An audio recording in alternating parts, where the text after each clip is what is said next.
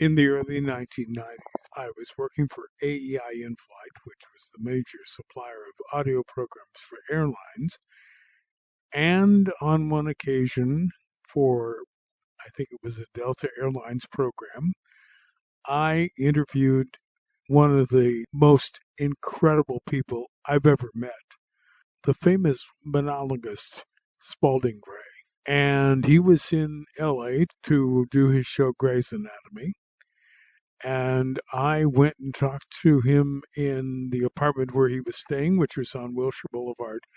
And it was a large apartment building. And evidently, it was the same one where Michael Jackson had his place. But I didn't see Michael Jackson. I just went to Spalding Gray's place. And we talked for about 25 minutes. And here is the conversation that ensued. And I'm very amused in listening to it now, this many years distant from that time, about my last question to him, which was about something that was rather contemporary at the time. Knowing that when you do your monologues, you expound at great length about yourself and many different subjects. How uncomfortable is it to have to appear sometimes on TV shows like David Letterman, where everything is so confined? It's very hard. Whenever I go on the talk shows, David Letterman, Jay Leno, and most recently Conan O'Brien, I'm used to talking and getting rolling for an hour and a half. And I really find my own rhythm, and I come into my own form that way. So when they ask me, they say, well, we're going to do 7 minutes, and they think that's a lot. I'm out and gone, and I think, what happened? Because also the questions are rehearsed ahead of time, and I always try to throw David Letterman a curveball, say that we haven't rehearsed. Or Jay Leno threw me a curveball last time, but sometimes that's spontaneous. But it's so quick, you say, well, what was that about? So it's a form that I don't know how to work in, but I like being forced into it, just as a variety. And I think that it's fine. It's not something that I want to do a lot of, because I think that my power and strength is in sitting in front of an audience and slowly developing the narrative with them until they're completely in it, and we enter into the story together. And they're in that story, and we go into another space, another kind of frozen time. And that's part of why I don't move on stage. I found the sitting behind the desk centers the narrative. I'm very expressive with my hands and face and with my words. But if I don't move around, moving around creates time, because I'm in one place and then I'm in another. That's a measurement of time. But when I'm just sitting still, the audience really gets into the story with me, and then we have a kind of real focus. Well, you write a monologue and you perform it many times, and I assume that it probably becomes almost a carved in stone type of experience. Since you're talking a lot about your life, does that result in a sort of emotional detachment from all these experiences eventually? Yeah, it does. That's part of the cure of it. It starts out as processing my life by saying, hey, what happened? And I'm not telling things I haven't, say, tried out with Renee, my wife and director, or my therapist, or friends. For instance, I went out last night after the show, and I was telling recent stories. I had leftover energy in recent stories, and then I realized, well, that's the beginnings of a monologue. Not that I'm consciously putting it together, but I'm always telling a story and seeing how it works. But what it does, yes, in the case of Gray's Anatomy, I'm now more distant. But at the beginning, it starts in three forms. First, I'm just telling what I remember. Then we tape record it, and Renee and I work on it and reshape it dramatically. And then the third part, it becomes a dramatic monologue with laughs and tension and drama built into it.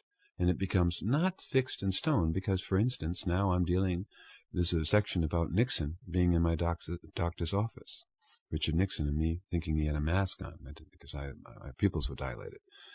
And the night I was performing, Richard Nixon died that day, and I had to rearrange the monologue to be more respectful, to fit it, to not make a joke of it.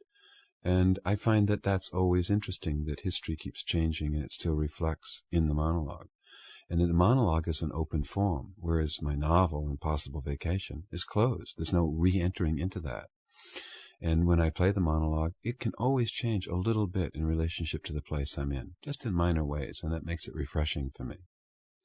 The other thing about the monologue is I can play irony and can play many different things with my hands and voice at the same time I'm doing the narrative, and you can't do that in the printed. You know, you're absent for the printed. You're present. I like the present. I think the form that I'm doing is very unique because we're living in a world of virtual reality, where mainly what we experience is through television or the image, or it's brought to us through film. And people aren't used to live performer, and I think that's a unique and wonderful experience. They're so used to seeing a film. The other thing is that they get into creating their own images in their head because they have to, because I'm telling the story. And it's not just my image they're seeing. They're having their own personal interaction. And here we are, talking like old days, like radio. See, I grew up with radio. We didn't have a television in our home till I was 11 years old. So I grew up with imagining Ozzie and Harriet's house, say, one of my favorite shows. I had it all in my mind. Then when television came, they put Ozzie and Harriet on TV, and you have the literalization of the image. You have the TV production's house. So I find that the spoken word stimulates the imagination. And in my case, the audience is there as a collective. So they're doing it together. So I don't ever felt it's a monologue or a solo. I feel like I'm dancing with the audience. And I'm riding their wave of energy and laughter. I'm getting through these shows here in LA for 1,400-seat house on their energy. They're uplifting me. If I was just in a room writing, I wouldn't be working off their energy. You've presented your monologues not only in the U.S., but also in Europe and Australia, from what I understand. Is there a difference in the audiences? Amazingly enough, not a great difference, although it's subtle. I have performed also in Scotland, Ireland, England. Ireland was wonderful because of the tradition. They really understand what I'm doing. It's just natural. The only strange experience I had on the road was Perth, Australia, which is the most isolated city in the world. And it's a nouveau-rich city, and they have no sense of irony yet. And my monologues are so filled with irony. I performed Swimming to Cambodia there in 1986. My monologue about the killing fields, being in the killing fields, and no one laughed. Every night I'd come back and say to Renee, I don't know what's going on. They're looking at me and taking everything I'm saying literally, seriously. And I think the way they look at me, I think I have to go back into therapy. But I'd say Perth, Australia was that unique experience. Then you get into a place like Austin, Texas, and they're just so rowdy. They're more demonstrative. Or Santa Cruz, they'll yell out or whistle. And then in England, you have the other side. In London, the other extreme. Although they're attentive, I was doing Swimming to Cambodia in England, and my agent at the time was there because she had an office in London. And she was laughing so hard at all the Hollywood stories, which are in the book of Swimming to Cambodia, not in the film. And someone passed her a note that said, would you please refrain from laughter? And she wrote back, I'm afraid I can't, and went on laughing, which I thought, oh, more power to her. I couldn't have done that if someone passed me a note. I would have been very inhibited. So I think those are the two extremes, say Austin, Texas, and London, England. And I enjoy that, I enjoy experiencing the different audiences because it always shapes and makes the monologue different and fresh and interesting. It's a sociological event then. I'm learning about the place I'm in through telling a story about the place I came from. Speaking of Swimming to Cambodia, has that been dubbed in any foreign languages yet, or is it only available in English? It's been translated in book form. As far as the film goes, no, I don't think that's been dubbed. I think that would be wonderful, but impossible because of the speed that I speak. And in Russia, I tell about this in my monologue, Monster in a Box. In Russia, they tried to do a simultaneous translation at the Russian Film Festival that I went to some years back with Swimming to Cambodia. And I start out like this. In 1986, I met this incredible director, Roland Joffe, a very intense man, a combination of Jesus, Zorro, and Rasputin. Heart of Jesus, body of Zorro, eyes of Rasputin. And I'm doing it very fast. And then you hear the translation. It goes, one day he met an interesting director. So what are you going to do? All of the detail is gone, which I thrive on. All the innuendo, the irony, the detail. So, but the books have been translated of my monologues, and they are in most of the Nordic, and Italy now has done it, but most of the Nordic countries. Germany has got Swimming to Cambodia, and Sweden, and Holland, and so I'm real happy about that. When they shot Swimming to Cambodia, were they able to do it in many long continuous takes, or did you have a lot of starting and stopping? No. The idea was we must keep this flowing and no starting and stopping. And I said, I've got to do the whole monologue through 3 evenings for a live audience. So they had 3 35mm cameras. Jonathan Demme was directing, and John Bailey was the cinematographer. They were excellent. And Carol Littleton was editing. Laurie Anderson was doing the music. We couldn't have had a better crew. And they had these 3 35mm cameras going all the time, and they had assistants that were in stocking feet changing the reels, so that one camera could be going and then the other would be loaded. And then we'd do maybe one afternoon of pickup shots. And that was it. We did it in 3 days, and we did Monster in a Box that Nick Broomfield directed in London at the Riverside Studios the same way. Now, one of the interesting things was I am so used to relating to an audience that I don't want to leave them out. I was looking past the camera to the audience. The cameras were annoyance, and I was apologizing to the audience because these were in the way. And Jonathan Demme's one note to me the last night we shot was, be generous to the camera. Aha! It was at that point that I realized that looking into the camera was looking into the eyes of the audience. Because, and of course, that's very powerful, because so few people look into a movie camera. I think Woody Allen is the only one that comes to mind that does an aside to a camera. So that time I looked into the camera and let the audience go, and it worked. We used most of that footage. So when I got to London, I knew we were doing a Monster in a Box with Nick Broomfield. I said, I'd come out and apologize to the audience. That's how I let myself off the hook. I said, you're here to witness a filming of this monologue. I'm not going to be looking at you too much this evening. You're going to have to be the witnesses. I'm sorry. And so that let me off the hook, and I was able to pay attention to the camera.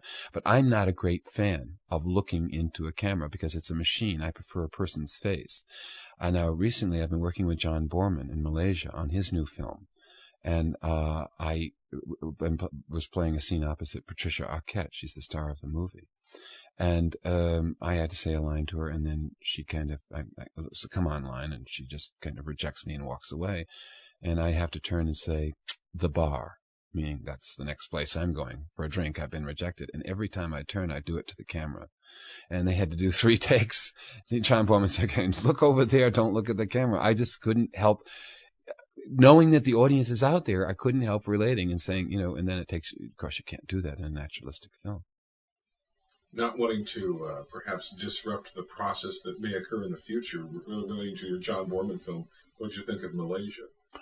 I did not like Malaysia, and I thought it was going to be an interesting experience. I was in Penang, and it was Chinese New Year, and the beaches were jammed with Chinese on these jet skis. Jellyfish were in, so they had jellyfish nets, but the jellyfish were getting through the nets, and the water was filled with fecal matter, and there were these black sea snakes. They come in, and one bit someone, and a guy reportedly died in 4 minutes, so I wasn't going. I was swimming in the pools, and the pool at our hotel was broken, so Penang was awful. But I'm going back in the middle of this tour to finish my scene in the jungle this time, where I give a lecture. I'm a Buddhist philosophy professor about a 50-foot Buddha, and they're building it in the jungles of Malaysia. And so I sort of look forward to that, but it's in the middle of my tour, and it's 22 hours there to shoot 2 days and 22 hours back. So you're 2 days shooting and 2 days on a plane. So that's kind of, when I'm on the road, what wears me down is airports and planes, and hotels are like sanctuaries for me. I mean, that's where I can rest. But for me, being in front of the audience is the great high. And the audiences on this tour have been sold out, superlative, wonderful, standing room only, standing ovations. So that keeps me going. That's what the energy is that keeps me going. Your wife, Renee, how has she felt through these years about being part of the subject matter of your monologue? She likes being a character, because I think, first of all, Renee is a character. And she's also a very good writer, and she has a lot of lines that she contributes. She's never wanted to be seen. You know, she's around. She doesn't want to be seen. Like when we filmed Terrace of Pleasure for HBO, and she was in it, but just the back of her head. She said, "I would like to remain as an image, mysterious, but I would like to be a character in it." Of course, I run everything by her and see, do you feel comfortable with this? In my new monologue, Gray's Anatomy, there's a whole section on her talking about wanting to get married and me having cold feet. And she wrote that section, you know, so that was like a real piece of writing that she contributed. Wow. That's great. Well, congratulations on getting married. Finally. Thank you. Finally, after 12 years? Yeah. Wow. That's cool. Sometimes those relationships turn out the best. A friend of mine wanted me to ask you, I said, if you could ask Spalding Gray one question, what would you ask? And she said, how do you get along with animals? How do I get along with animals? I, as a kid, got along. I had Sex and Death at the age 14. My first monologue was about the love and death of pets and the trauma that I went through. And now I don't have a lot of connection with them because I can't have them in New York because I'm on the road so much. And so I when I'm around them, I get along with them. I'm trying to think the last animal involvement that I had. And I mean, this is a very good question. When I think of animals, here I am in Los Angeles. I haven't run into one. When I was in the Philippines, I did eat a big dish of dog, which I felt bad about, but it was the native dish, and I did give it a try. So whenever I tell people about that, they go, "What? You ate man's best friend?" But when I'm around them, I get along fine with them because it's a nonverbal experience, and I need some of that. I need to be around creatures that can't talk, or I end up getting into a conversation, and it just gets me exhausted. How do you feel now about being recognized on the street? Do people say, "Aren't you Garrison Keillor?" They do that, and so aren't you? It goes from this. Don't you live next door to me? Didn't I meet you somewhere before? Aren't you Spalding Gray? Where have I seen you before? And then judging from who they are, I kind of feel it out. Like, if I'll say, well, you may have seen me in Bette Midler's film Beaches. Oh, yes. Or Swimming to Cambodia. Now, there was a man that I went out yesterday for the first time in Los Angeles. I haven't been out of this tower. And this man stopped me and he said, "Gray's Anatomy." I said, "That's right. Did you see it?" "No, I didn't see it, but I think it's a great concept because I'm a medical illustrator. And I love that book, Gray's Anatomy. And I think you're very unique." And he gave me this big line. And here's a guy that didn't even see my monologue, and he's talking me to in the 7-Eleven about how wonderful he thinks I am. So it's very odd. It goes, in other words, what I have is a horizontal celebrity, which is very difficult to maintain in this culture. You know, Whoopi Goldberg started off with a one-woman show, and she went vertical, straight up. Got to be a star.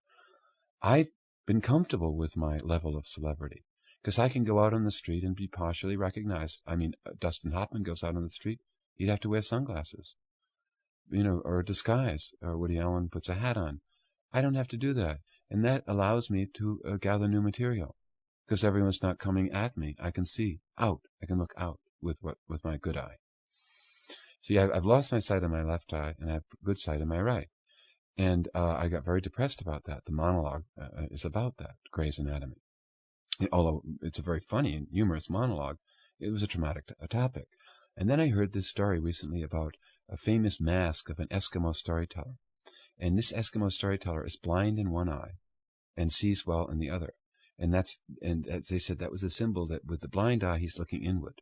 So he's being subjective and seeing his inside mind and out. And with his good eye, he's seeing the outside world. And there's that balance. And I see that is what I try to do in my work, that I'm matching my psyche, my neurosis, my internal states of mind with the way that I perceive the world, so that I would never talk about something that I didn't experience without going through that experience. And then I filter it. I refer to myself as a poetic journalist in that way, that I have an experience, but then I live with it for a while before I spit it out. And I keep a journal to try to jog my memory and keep the details fresh. So I have piles of journals that before I do a new monologue, I start going through them and reading them and saying, well, what's this new monologue about? Because I never know if there's a new monologue. I didn't know I was going to do one about this, and I don't know what the next one is about. I hope there is one. I'm up to number 14. and I'll be 53 in June, so I will have made it through the Bermuda Triangle of Health, as I talk about in Gray's Anatomy, between 50 and 53, when everything falls apart. If I make it to 53, I'm home free. I noticed in your press material that you require a warm-up group to vocalize. Yeah, I worked on vocal exercises since 1970 when I joined Richard Scheckner's performance group and then co-founded the Worcester group. We did group theater and we had vocal coach, and it was very important that we did diaphragmatic breathing, which I do, and then articulation exercises like bee-boo, bee-boo, bee-boo, bee-boo, bee-boo, bee-boo, or lily, lily, lily, lily, lily, just to get lips, tongue warmed up so that when I go out, I'm very precise, and it's like an opera singer, in the sense of precise articulation and the right rhythms. So I really consider what I'm doing, the finished product, as music. Lyrical. It has a very lyrical quality to it. So I spend a half hour alone in the dressing room. I come in, I have a cup of tea, caffeinated tea, Earl Grey, whatever. And then I'll lie down on the floor and begin panting with my diaphragm just to exercise it, and then take it onto a sound. And I'll do 15 minutes of voice, and that's very centering. And then I'll go on. Great. My last question to you, because my time is up. Boxers or briefs? Briefs. How did you know about boxers or briefs? The story is interesting. The Clinton thing that just happened a couple of days ago, where he was talking with a bunch of high school students and they could ask him any question, and the one teenage girl said, "Do you wear boxers or briefs?" How wonderful. I didn't know about that. When I was in Australia in 1986, I was taking questions from the audience, and someone said to me, "What do you feel about Reagan, President Reagan?" And I said, "I don't know anything more about him than you. Ask me something more personal." So a guy stands up and says, "The other day you came into the men's room and we were all standing at the urinal and you decided to go into this private toilet booth. And why didn't you stand with us?" I said, "There's a good question. There's a good question. You know how sometimes you walk into a men's room and you just don't want to line up with the rest of the guys? But it's funny you should ask boxers or briefs, because I was just in Stowe, Vermont skiing, and I went into one of these pools and jacuzzis. It was a spa at a hotel, and I looked around, and here I'd come from New England, and there were 20 men there, and they all had boxer shorts on, boxer bathing shorts, and I had my ocean briefs. And they were looking at me like they were going to throw me out of this place. And I thought, my God, I've really graduated from New England. I'm wearing briefs, and they feel great because you can feel your legs when you're swimming. Then someone ended up stealing my ocean briefs in Stowe, Vermont. And so I went to the store in the hotel where the pool was, and I said, "Do you have any briefs?" "No, we don't sell those here. The men feel they're too revealing. We only have boxers." So I bought this $30 boxer bathing suit, and it was like swimming in a tent. The thing would bubble up. It would in the water, and I thought that reminded me when I was 15 years old. And the kids that wore briefs were from the other side of the tracks. They were really dirty guys. But so that's a great question, because I hadn't even heard that Clinton was asked that. So he does the briefs, right? Yeah. He wears underwear. It's not something. I mean, some people don't even do that. Yeah. No, he said briefs in the thing. Spalding, thank you. Is this enough for you? Oh, yeah. Fine. Fantastic. What did you add it down to? Oh, probably about 13 to 15 minutes, Right. Right. But, it all depends, That was so special, I may even cut out one of the other segments and only do 4 this time. Great. I think it's a very good, nice mix, this interview. And fresh. I mean, there's a lot of stuff on it that's fresh. Good.